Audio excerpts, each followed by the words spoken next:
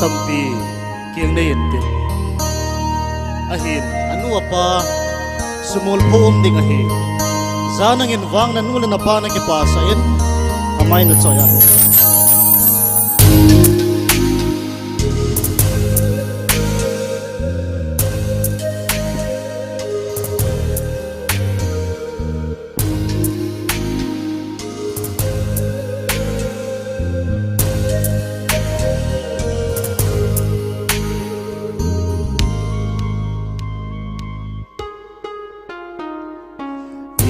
Ken diu ka gel ting ho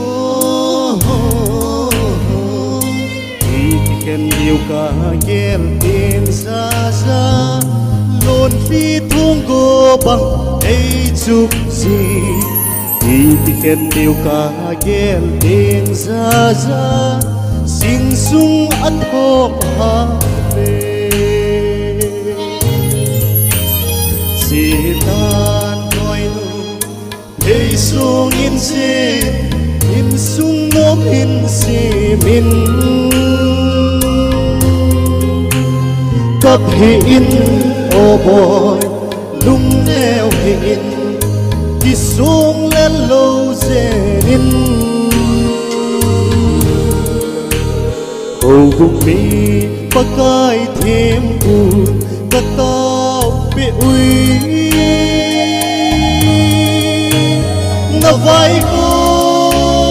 na vai kun min boy mà thế nên là jing hen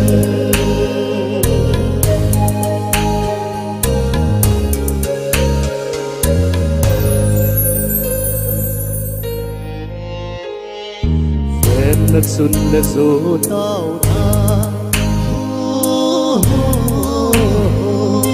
ven là xuân là gió tao tha quy lung nang ai lu hầu bùng mi bi ho xuân là gió mu mang na hi ra ra mà lâm mốc na tham giang phan si tan đôi nu hey sung in sung nop in se bin cấp hi in oh boy lung neo hi in ki sung lên lâu dên in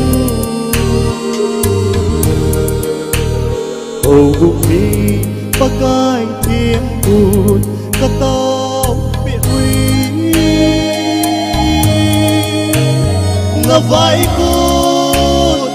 vai kun in boy mà thế nên là jing hen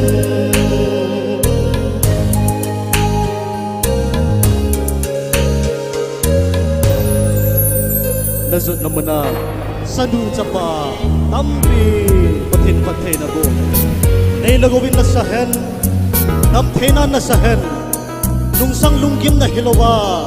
na lungsang kipa na lungmon pium tu te tampi hindi pathenan ka khawe na he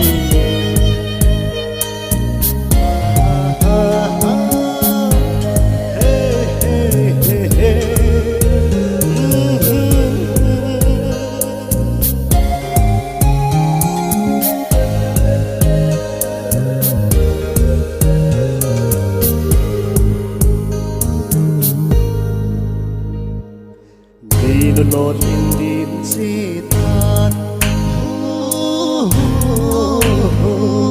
khi lột in si tan ra ra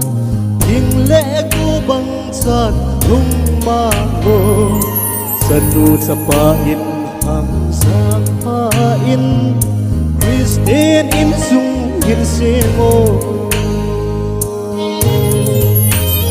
si tan đôi hey sung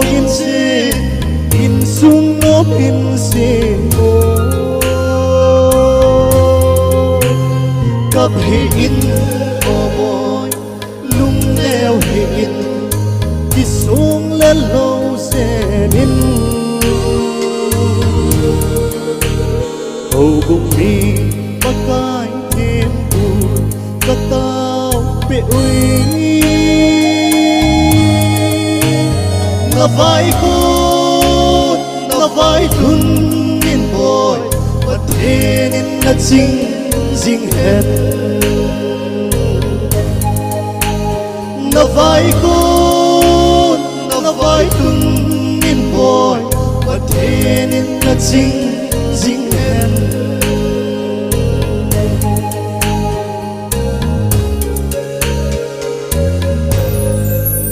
sa patit patay bộ tayo kaya pa